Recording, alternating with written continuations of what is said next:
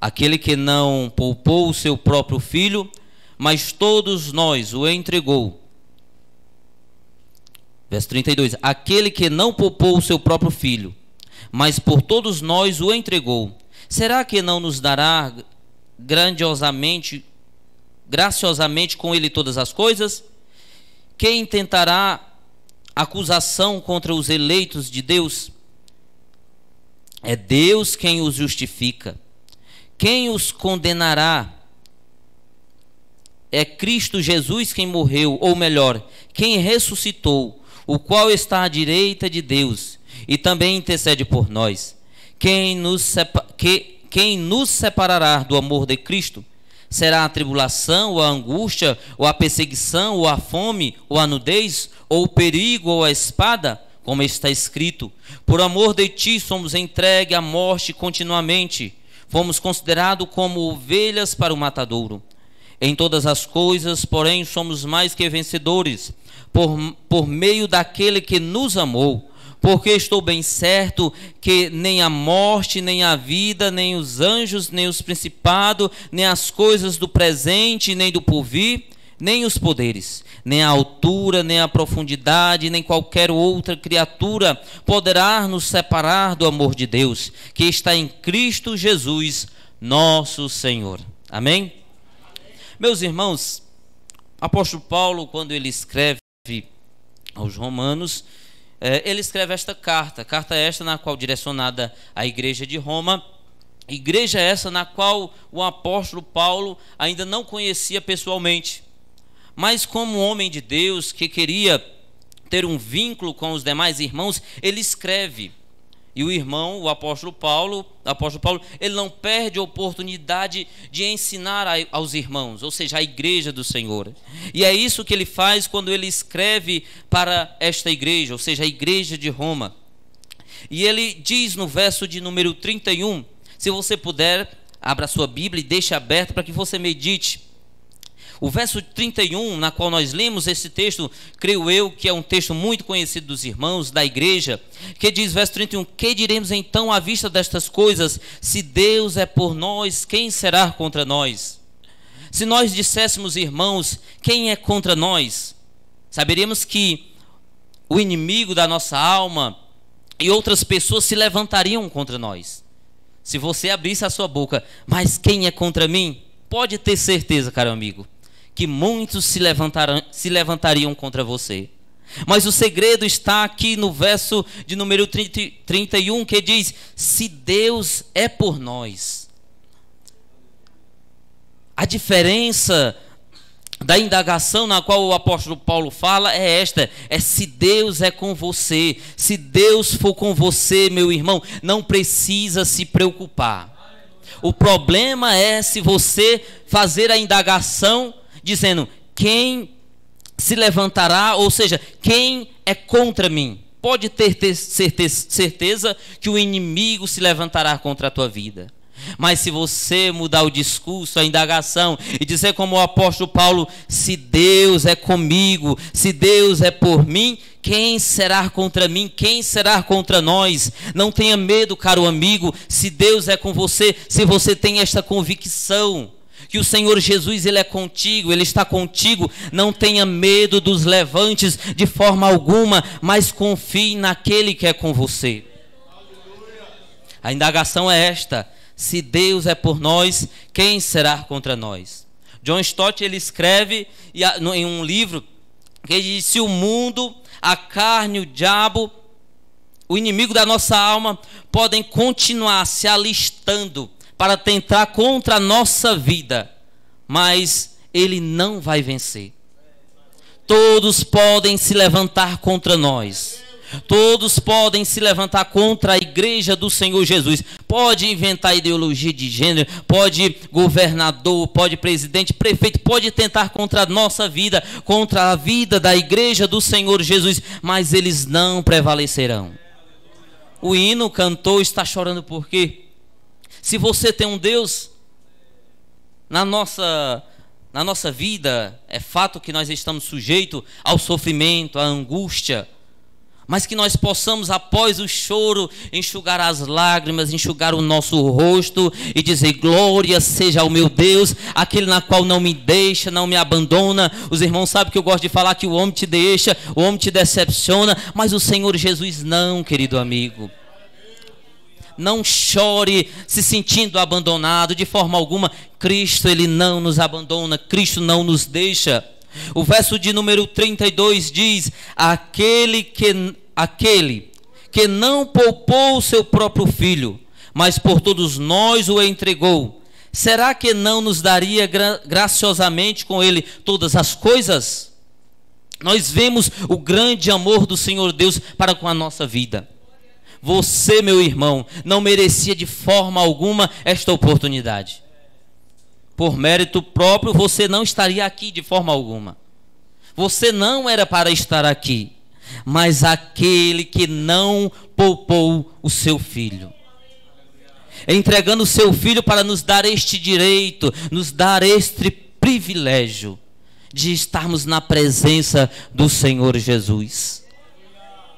Não foi Judas, meus irmãos, que entregou Jesus à morte. Não foi os judeus com inveja, mas foi o Senhor Deus que entregou o seu Filho para todo aquele que nele crê não perecesse, mas tivesse a vida eterna. Que na sua oração você possa dizer: muito obrigado, meu Jesus. Muito obrigado, Jesus, por ter morrido naquela cruz, por ter aceitado a morte. Obrigado, meu Deus, obrigado, Papai do céu, por entregar o seu único Filho. O verso de número 32 diz que Ele não poupou por amor a você. Nas outras oportunidades que tive, falei sobre a cruz. A cruz é a maior demonstração de amor de Deus para comigo e para com você. É a maior demonstração de amor do Senhor Deus. O verso de número 33 diz: quem intentará a acusação contra os eleitos de Deus? E quem os justifica? É Deus quem os justifica. Muitas das vezes a nossa mente, muitas das vezes o nosso próprio coração, ele tenta colocar acusações em nossa mente, em nossa vida, para que nós não venhamos prosseguir servindo ao Senhor Jesus. Acredito eu que não somente eu, mas todos nós aqui estamos sujeitos a isso e vivemos isso no nosso dia a dia. Muitas das vezes no nosso coração nós não nos perdoamos, sendo que Cristo já nos perdoou, Cristo já nos justificou. Deus é quem justifica, querido amigo. E por que ficar amargurado, preso naquilo que você impede de você prosseguir ao Senhor Jesus? Muitas das vezes, querido amigo, nós não vivemos as maravilhas de Deus porque nós não nos perdoamos. Muitas das vezes o Senhor já nos perdoou. Nós já nos derramamos diante do Senhor, pedimos perdão ao Senhor pelas nossas faltas, pelos nossos pecados, e Cristo é aquele que está atento à tua voz e te perdoou, mas você não consegue se perdoar. Mas eu quero te dizer que o verso de número 33, ele diz: Deus quem os justifica. Foi Jesus quem te justificou. O inimigo, ele pode até lançar setas e pode até lançar pensamentos na tua mente, dizendo que você não é digno, que você não merece, mas Jesus já pagou a dívida. Jesus pagou a sua dívida. Quando Jesus morre naquela cruz, queridos amigos, ele morre por mim. A morte não era para ele, a morte era para mim. A cruz não era dele, a cruz era minha, a cruz era tua. E ele morreu te justificando naquela cruz. Quando o inimigo da tua alma, ou quando você mesmo se achar indigno, diga: Cristo já me justificou. Eu já sou justificado, o Senhor Deus me justificou. Que o inimigo das nossas almas não venha impedir de nós servirmos ao Senhor Jesus. que os nossos pensamentos, que a culpa de forma alguma venha impedir de você servir ao Senhor Jesus, mas que nesta noite, no nome de Jesus, você possa sair com essa certeza que você é justificado. Por muitos anos, meus irmãos, eu vivia com esta culpa. Eu aceitei Jesus, mas eu ia para o culto e aquela voz dizia: tu não merece, tu não é digno, tu não presta. Eu disse: eu não presto, não sou digno, mas Jesus me justificou. Jesus é bom e Ele habita na minha vida, Ele habita na tua vida. Você pode até se achar, dizer: eu não presto. Isso é verdade, nós não prestamos, meus irmãos, mas Jesus que está na nossa vida, Ele é que é bom, Ele é perfeito. Às vezes eu digo no meu serviço, e os meninos que trabalham comigo, como eu digo, como a gente diz no Nordeste, quando eu me zango, eles dizem assim: irmão, mas o senhor é crente? Eu disse: sou crente, porque Jesus habita em mim, impede de eu falar besteira, mas é Jesus na minha vida. Se não fosse Jesus na nossa vida, meu irmão, nós não estaríamos aqui de forma alguma. O Senhor é aquele que é perfeito e está em nossas vidas. O verso de número 34. Quem os condenará? E Cristo Jesus, quem morreu, ou melhor, que ressuscitou, o qual está à direita de Deus e também intercede por nós. Quem os condenará? Como falei no verso de número 1, se nós perguntássemos e falássemos, quem irá me condenar? Pode ter certeza, meus irmãos, que o inimigo se levantaria. Mas tem 4 questões nesse versículo que me chamam a atenção, que eu estava lendo aqui um comentário e estava dando uma lida, e me chamou bastante a atenção. No versículo de número 34, mostra quatro itens, na qual ninguém nos condenará. Primeiro, a morte de Jesus. Jesus, ele já morreu e me alcançou. A sua mensagem alcançou a minha vida. Jesus morreu por mim. Jesus morreu a minha morte. Jesus morreu a tua morte. A morte era para ser tua, mas Jesus morreu no teu lugar. Jesus morreu em teu lugar. Eu, por muito tempo, quando eu congregava, como os irmãos que me conhecem sabem, eu era um católico bem assíduo, trabalhava e tudo mais. Quando eu aceitei Jesus, os irmãos não se escandalizem, eu tinha um oratório na minha casa, sabe? Tinha um oratório com várias imagens. Era tanta imagem que eu tive que pegar o padre e levar na minha casa para benzer as imagens, porque era muita imagem, não dava para levar na igreja. Aí eu disse: não, padre, faça uma viagem só, o senhor vem aqui, joga uma água aqui, né? E assim ele fez, ele foi lá em casa, benzeu as imagens, e tinha muitas imagens. E aí quando eu aceitei Jesus, assim que eu aceitei Jesus, peguei aquelas imagens, botei dentro de uma caixa, e eu disse assim: o que é que eu vou fazer? O que é que eu vou fazer com essas imagens? E uns me pediam: tu agora é crente, né? Como diz no Ceará, tu agora é crente, me dá uma imagem. Aí eu saí dando, né? Umas imagens, aí eu disse: meu, não, isso é coisa de testemunho que eu vou dar? Não, peguei, fiz uma fogueira, vão todinho para ali. Aí eu peguei, aí eu coloquei um crucifixo que estava junto, e o fogo querendo apagar, e eu jogava álcool, e eu: não, vai tudinho, não quero nenhum mais aqui em casa. Aí depois eu fiquei pensando, e depois que eu comecei a ler sobre a mensagem da cruz, eu disse assim: aquela cruz que estava lá queimando, rapaz, naquele momento eu não entendia, mas a real mensagem daquela cruz na minha casa, na minha vida, hoje, eu olho para ela e digo: aquela cruz, é naquela cruz que o meu Salvador se entregou.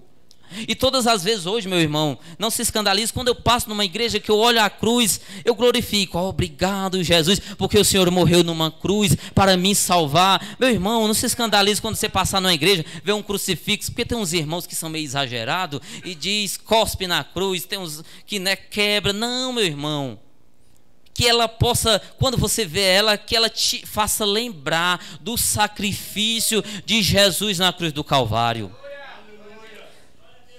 Que quando você ver um crucifixo, não vá fazer igual alguns irmãos que são ao extremo de pegar, não, que aquela cruz não estou pedindo os irmãos para idolatrar de forma alguma, mas que os irmãos olhem e que ela possa fazer você se lembrar da morte de Jesus na cruz do Calvário. que você, quando se lembrar da morte da cruz, de Jesus na cruz do Calvário, ela possa te levar a refletir sobre a tua vida e se lembrar que você não tem mais condenação de morte eterna, porque Jesus pagou o preço. O segundo é a ressurreição, que está aqui no verso de número 33, que diz que, ou melhor, que ressuscitou. Jesus, meus irmãos, ele ressuscitou. Não há condenação para nós, porque aquele na qual nós servimos, ele está vivo. Cristo está vivo. Os deuses de muitos estão no seu sepulcro, mas o nosso está vivo. A nossa esperança está no Senhor Jesus, aquele que a morte perdeu para ele. Jesus venceu a morte. Ou seja, não há mais condenação eterna para nós que somos salvos, porque o nosso mestre está vivo. E no mesmo verso fala sobre o governo de Cristo, que diz assim: o qual está à direita de Deus. O nosso Senhor, ele não só morreu e não só ressuscitou, como está à direita de Deus Pai Todo-Poderoso. O Senhor Jesus é aquele na qual nos representa diante do trono de Deus. Meus irmãos, muitas das vezes nós nos angustiamos e nos achamos num momento difícil da nossa vida, mas esquecemos que o nosso Senhor, o nosso Mestre, ele morreu, ressuscitou e está à direita do Pai Todo-Poderoso, apresentando a igreja diante do trono de Deus. O verso de número 35 também fala sobre a intercessão de Cristo, que no verso número 33 diz assim: intercede por nós. Se você guarda essas 4 coisas no teu coração, eu tenho certeza que você vai viver diferente. Primeiro, Jesus morreu por você, não há mais condenação para você, porque Cristo já morreu por você. Jesus ressuscitou, o teu mestre não está no sepulcro, ele de forma alguma está no sepulcro, ele está vivo. O teu mestre está vivo. Eu fui no Juazeiro do Norte, terra do Padre Cícero, muitas vezes. E lá os romeiros que iam, tinham uma cultura ou tem até hoje, de ir lá no sepulcro do Padre Cícero, passa a mão. Eu fui, tirei o chapéu, passei, né? Passei, depois botei na cabeça. Mas ele está no sepulcro. Padre Cícero está no sepulcro. Mas o meu Senhor, o Senhor Jesus, ele está vivo e ele está em nosso meio. Ele está falando ao meu e ao teu coração nesta noite. E se você entender que esse que está vivo, ele está governando juntamente com Deus, está à direita do Pai Todo-Poderoso. O Senhor Jesus, ele está à direita, apresentando a sua igreja diante ao trono de Deus. E ele intercede por nós. Ele intercede por mim, ele intercede por você. Nós muitas das vezes confiamos no homem. Muitas das vezes nós confiamos nos idólatras, né? Na idolatria. Nós temos aquele na qual nós idolatramos, confiamos, depositamos a nossa esperança. Mas que nós nesta noite possamos entender ele que está vivo, ele está à direita do Pai e ele intercede por mim e intercede por você. Está difícil? Fale com Jesus. Está chorando? Fale com Jesus. Está doendo? Fale com Jesus. Irmão João Vitor, você não sabe o que eu estou passando? Fale com Jesus, porque ele está à direita do Pai. E ele não está lá, meu irmão, só sentadinho, não. Ele está intercedendo. Ele está apresentando a minha vida, a tua vida, as circunstâncias na qual nós estamos vivendo. Muitas das vezes o homem, eu vejo, as pessoas elas ficam atemorizadas, às vezes por conta daquele que está no governo, aquele que está governando. Ai meu Deus do céu, o que é que vai ser da igreja? Rapaz, descansa o teu coração. O Senhor Jesus, ele está intercedendo pela sua igreja. Não tenha medo de forma alguma. O versículo de número 31, meus irmãos, até o verso de número 39, ele vem para nos dar esperança, para que nós possamos viver não amargurado.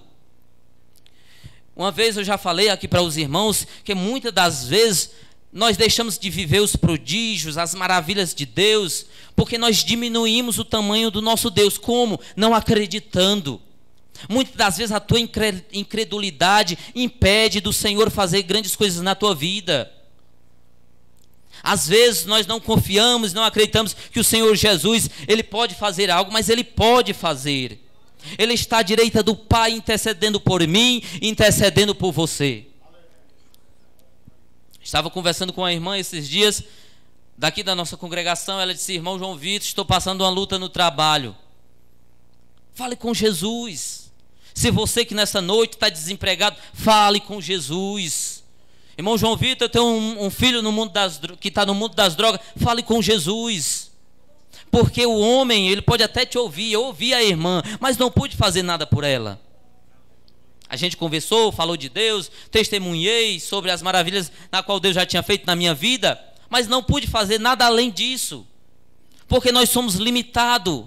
Mas Jesus, que é poderoso, Ele pode fazer grandes coisas na tua vida. Basta você confiar, entregar a tua vida, descansar no Senhor Jesus e acreditar: o meu Jesus, Ele vive, Ele está sentado à direita do Pai e intercede por mim. É isso que o apóstolo Paulo está falando para a igreja de Roma, e é isso que ele fala para você nesta noite. Você veio para esta noite, aqui não foi por acaso, de forma alguma. O Espírito Santo te trouxe para ouvir a palavra esta, meus irmãos, na qual edifica. É pela palavra que nós estamos de pé. Eu preguei na segunda-feira no Círculo de Oração das Irmãs e falei sobre esta questão, sobre de nós confiarmos mais na palavra de Deus. Porque, como já falei, o homem, ele te decepciona. Eu posso prometer de te ajudar e aconteça um imprevisto e eu não te ajudar. Mas foi o Senhor Jesus que disse que estaria conosco todos os dias até a consumação dos séculos. É o Senhor Jesus quem prometeu. Se foi Ele que prometeu, Ele vela pela sua palavra. O Senhor, Ele vela pela sua palavra. O verso de número 35. Quem nos separará do amor de Cristo? Será a tribulação, a angústia, a perseguição ou a fome, a nudez, ou o perigo, a espada? Quem nos separará do amor de Deus? O apóstolo Paulo, ele faz essa indagação, e ele mesmo responde com outra pergunta, já no verso de número 37. Em todas essas coisas, porém, somos mais do que vencedores. É palavra de Deus, meus irmãos. Não foi coisa que eu tirei da minha cabeça hoje à tarde, não. De forma alguma. É palavra de Deus.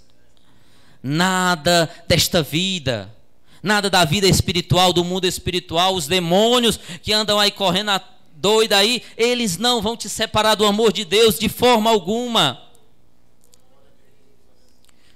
Ele vai falar sobre, será que é a angústia? Nós vemos muitos irmãos hoje se distanciando das promessas de Deus. Vemos muitos irmãos se afastando dos caminhos do Senhor por conta da angústia, sabe? É tanto irmão angustiado,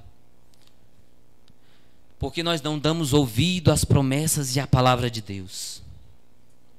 Que você nesta noite possa repreender a angústia que te afasta e distancia a sua vida da presença de Deus. Que pelo poder da palavra você possa dizer, em nome de Jesus, que toda angústia que me assola, que me afasta da presença do meu Jesus, possa cair por terra. Você pode ver que o apóstolo Paulo, ele vai bem profundo quando fala sobre da angústia, porque é um problema interno, é um problema que está dentro de nós. Porque nós olhamos aqui, todo mundo é crente, né? Uns irmãos da glória, um está mais do que o outro, mas aqui nós vemos, ninguém vê na cara de ninguém estampado a adversidade ou o problema que o irmão está vivendo.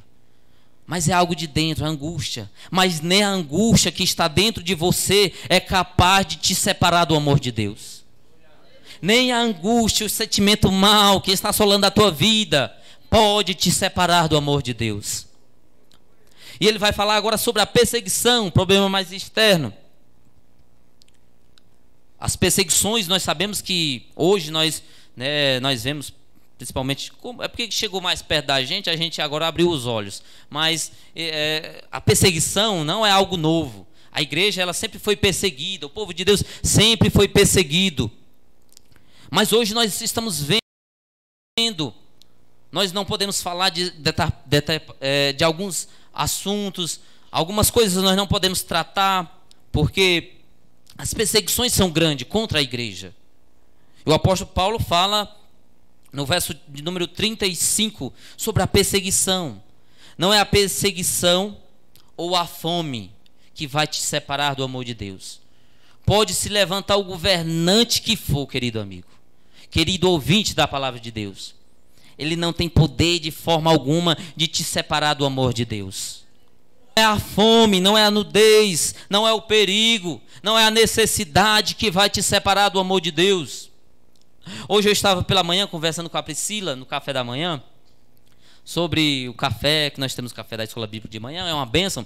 E eu falei que no tempo da pobreza, quando eu morava no Ceará, era uma dificuldade, meus irmãos. Ai, meu Deus do céu, a gente jantava bem porque não tinha almoço, né? Aí, às vezes tinha um almoço, mas não tinha janta. Às vezes só tinha a janta, né? E aí eu falando para ela que quando eu aceitei Jesus, eu lembro que o Senhor me colocou de uma certa forma num estreito, porque até um tempo a gente viveu bem, eu trabalhava para mim mesmo, tinha o meu próprio negócio, vivia bem, ostentando. Quando foi, aceitei Jesus. Rapaz, quando eu aceitei Jesus, aí o caldo engrossou. A dificuldade começou a apertar. Chegou dias de eu ir para a escola bíblica, não ter tomado café. A nossa escola bíblica no Ceará, lá na minha cidade, era à noite. Não tinha tomado café, não tinha almoçado e não tinha jantado. Ia para a escola bíblica de jejum à força. Não era um jejum espontâneo, né? Era porque não tinha nada para comer. Mas eu ia, e aí eu sentava lá, não dizia para os irmãos, ninguém sabia o que eu estava passando. Eu e meus irmãos, minha mãe, era uma luta que só a misericórdia. E aí eu ia para a escola bíblica, aprendia e ia para casa. Quando eu entrava dentro de casa, entrava no quarto e chorava e dizia: mentiram para mim. Disseram que era o dono do ouro da prata, aceitei Jesus e o negócio não muda. Mas eu louvo a Deus, querido irmão, querido ouvinte, a forma que o Senhor tratou comigo naquela época, me mostrando que não era a fome, não era a necessidade física que ia me separar do amor de Deus.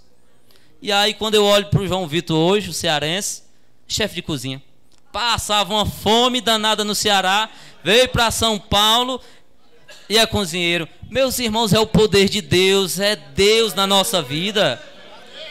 Eu trabalho no restaurante, sou cozinheiro geral de onde eu trabalho. E eu fico olhando aquele monte de comida. Rapaz, tem comida para me escolher, um cardápio grande. Posso comer do que eu quiser. Esse rapaz, olha, quando eu aceitei Jesus era uma dificuldade tão grande. Fome, rapaz. Ia para o velório para comer. Porque lá no Ceará, meus irmãos, eu lembro que quando eu aceitei Jesus, isso é um testemunho para que você possa entender, meus irmãos, que não é a fome, não é a necessidade que vai te separar do amor de Deus, de forma alguma. Eu lembro que eu tinha aceitado Jesus nos primeiros meses e a dificuldade aumentando e era uma luta lá na minha casa.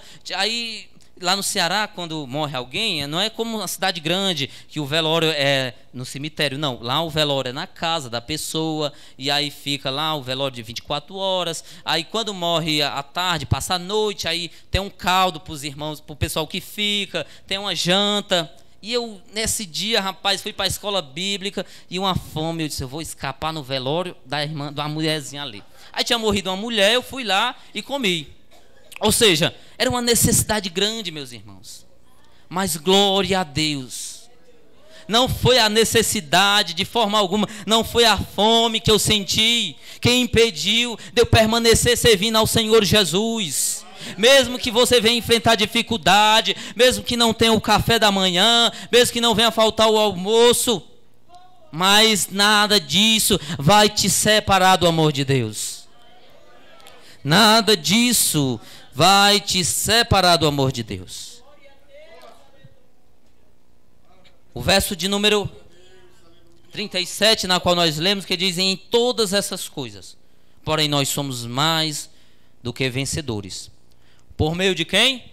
Daquele que nos amou. Diante de tudo isso, meus irmãos, de toda a necessidade que possa nós enfrentar, possa ser que nós venhamos enfrentar na nossa vida, em tudo isso nós somos mais do que vencedores. Tudo que você está passando, não fique deprimido, não fique angustiado, porque diante do problema na qual tu tem enfrentado, você é mais do que vencedor. No original, no grego, essa palavra na qual nós lemos aqui, somos mais do que vencedores, ele é uma palavra só. E o significado, desta palavra, é hipervencedores. Olha o que é que o apóstolo Paulo fala. Nós somos hipervencedores. Você não é um simples vencedor, você é um hipervencedor. Que você possa glorificar o nome do Senhor Jesus, aquele na qual te alcançou a tua vida, dizendo: obrigado, Senhor Jesus, por me fazer um hipervencedor. Porque nós somos, meus irmãos, um hipervencedores por causa de quem? Por meio daquele que nos amou. É por meio de Cristo que nós somos vencedores. É por meio da morte de Jesus que hoje nós glorificamos, que hoje nós possamos nos intitular como hipervencedores. Que você saia por esta porta nesta noite com esta palavra no teu coração, dizendo: eu sou hipervencedor, porque por causa daquele que me amou. Que você possa, no nome de Jesus, repreender toda a angústia, toda a tristeza na qual o inimigo das nossas almas tem colocado em nosso coração, colocado em nossa mente, implantado em nosso ser. Mas você possa dizer com todas as forças: eu sou hipervencedor por causa daquele que nos amou. Se você for ver o capítulo de número 8, ele inicia como? No verso 1. Agora, pois, já não existe condenação. E ele termina como? Não existe mais separação. O capítulo ele começa dizendo que não há mais condenação para nós, querido irmão. E termina dizendo: não há mais separação. Na nossa caminhada cristã, no meio da nossa caminhada, nós podemos até viver situações adversas. Nós podemos até passar fome, necessidade, mas no final não haverá mais separação.